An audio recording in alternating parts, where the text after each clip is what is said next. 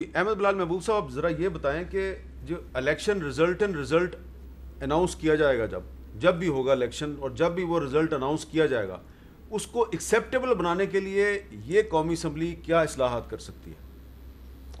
قومی اسمبلی تو بڑی محدود سی اصلاحات کر سکتی ہے. اگر حقیقت میں مجھے دل کی بات پوچھیں تو اس وقت کوئی بڑی اصلاحات کی ضرورت ہے نہیں.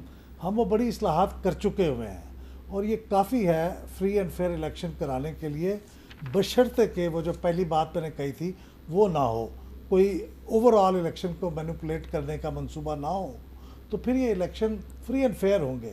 باقی چھوٹی موٹی امپرومنٹس ہو لیکن سکتی یہ ہیں. پچھلے کچھ عرصے میں جو ہم نے دیکھا ہے کہ ادارے جو ہیں وہ کہہ رہے ہیں جی ہم نیوٹرل ہو گئے، ہم سیاست میں مداخلت نہیں کریں گے، تو یہ تو ایک اچھا سائن نہیں ہے؟ بہت اچھا سائن ہے. میں سمجھتا ہوں کہ یہ وہ کام ہے جو انہیں پہلے سے کرنا چاہیے تھا، لیکن انہوں نے اگر فیصلہ کر لیا ہے اور اعمال سے بھی یہ بات ثابت ہو جائے گی تو یہ میرے خیال میں پاکستان میں اس سے اچھی اور کوئی بات نہیں ہے. اگر یہ ہو جائے گا تو پھر آپ یقین مانیں کہ الیکشن ہمارا بہت ہی صاف اور شفاف ہوگا. قمر دل شاد صاحب کہ اب ادارے کہہ رہے ہیں ہم نیوٹرل ہیں اور الیکشن ہو جاتا ہے تو کوئی رزلٹ تسلیم نہیں کرتا. میں عمران خان صاحب کا ذکر نہیں کر رہا، کوئی بھی کہہ دے گا کہ جی ہم اس رزلٹ کو تسلیم نہیں کرتے اور وہ تحریک شروع کر دیتے ہیں الیکشن رزلٹ کے خلاف، پھر کیا کریں گے ہم؟ تو سب سے پہلی بات تو یہ ہے کہ ہماری جو پارلیمانی پارٹی کے جو لیڈران ہیں وہ بیٹھ کے فیصلہ کریں کہ وہ کیا اصلاحات کرنا چاہتے ہیں کہ جس کی بنا پر وہ رزلٹ تسلیم کر لیا جائے.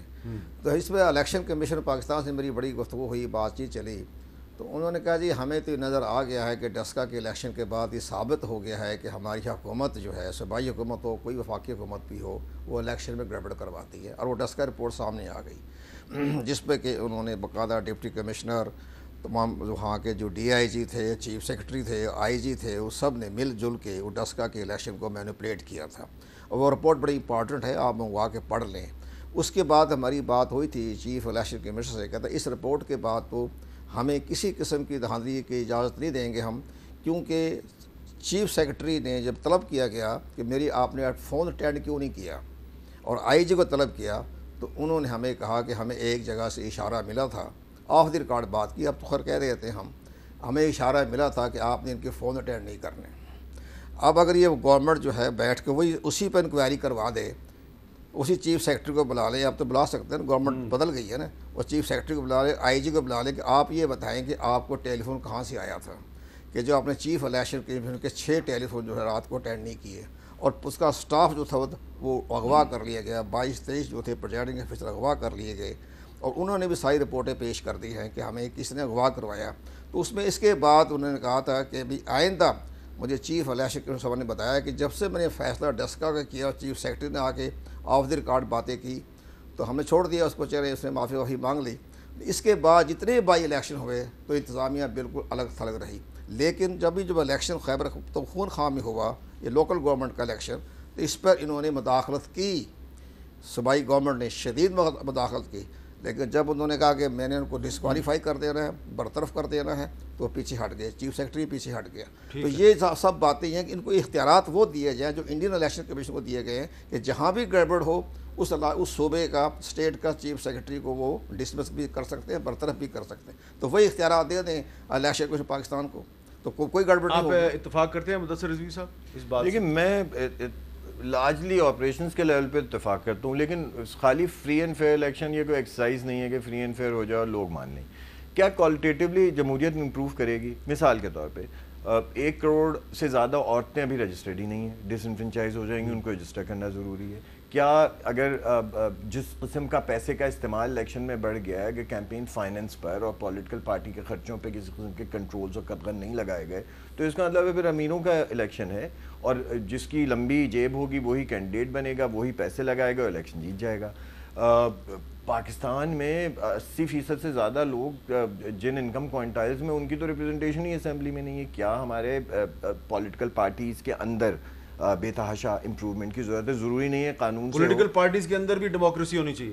وہ سارے ایشوز ہیں، اگر خود نہیں کرتے تو قانون میں کچھ نہ کچھ تو ضرورتیں، ریکوائرمنٹس بلٹ ان ہونی چاہیے. لیکن کوالٹیٹیولی جمہوریت امپروو نہیں کرے گی. یہ یقین ایک ایگزیکٹو کمیٹی وہ امیروں کی ہماری پارلیمنٹ اور گورنمنٹ بنی رہے گی، ورکنگ کلاس نہیں آئے گی، کسانوں کے ریپرزنٹیشن نہیں ہوتی، خواتین کی نہیں ہوتی، مائنورٹیز کی نہیں ہوتی، اور بہت سے اس طرح کے طبقے ہیں جن کا آپ اکثر اپنے پروگرام میں ذکر کرتے رہتے ہیں، اس قسم کے طبقات کی تو ریپرزنٹیشن ہی نہیں ہوتی.